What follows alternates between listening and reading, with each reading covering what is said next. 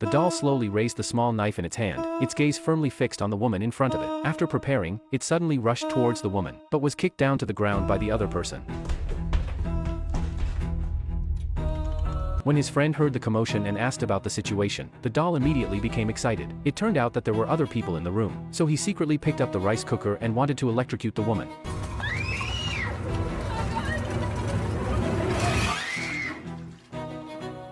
Both of them froze in place. The doll looked confused. He turned his head and saw that the old box was forgotten to be plugged in. He could only awkwardly leave the scene. The two attempts at assassination failed. The doll was so angry that it kept hitting its head. At this time a man came to the house. The doll saw him and immediately smiled. He picked up a stick and hid at the edge of the stairs, determined to succeed this time. As the man walked over, the doll immediately started to act, but due to excessive nervousness, he accidentally hit the stair step with the stick. The scene went back to 2 days ago. The few people had just moved here and were sorting out their belongings when they accidentally discovered an old box. They opened it and found that it was a doll chained with iron chains. There was a note inside, and its name was written on it. At first, everyone didn't take it seriously, but they didn't know that the doll's seal had been broken. That night, strange things happened. Anna heard a strange noise in the room and got up to find that the doll was sitting on the sofa by itself. She didn't take it seriously and thought it was Matt's prank. She threw the doll outside the room casually, but when she woke up the next day, the doll appeared on the table again. She was even more convinced that it was Matt's doing. Matt was completely confused. After having breakfast, he went out to work. At this time, the doll fixed its attention on the nearby kitchen knife, and there was the scene at the beginning. In the following days, the doll spent every day thinking of ways to harm others, but none of them succeeded.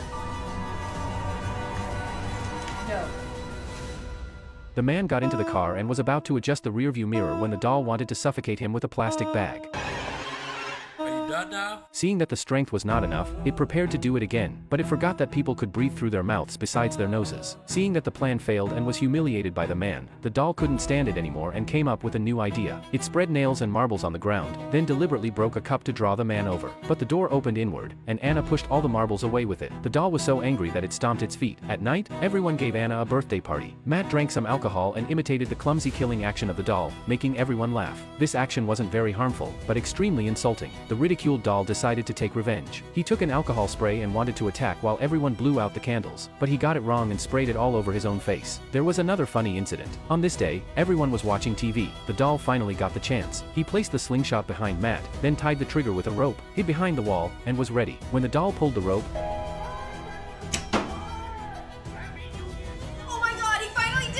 it was extremely excited. It thought it had finally succeeded. But when it ran over, it found the slingshot had fallen on the ground. The man was unharmed. Looking up, he found that the arrow had hit the roof. It turned out that the noise was the cat defecating on the carpet. Seeing his friend being blamed, the doll stepped forward and pointed at the poop on the ground, saying it was his doing. He wanted to take the blame for the cat, but Matt pushed him down on the ground. Smell it! After this incident, the doll felt a great loss of face. After saying goodbye to his good friend Cat, he silently returned to the box and never wanted to come out again.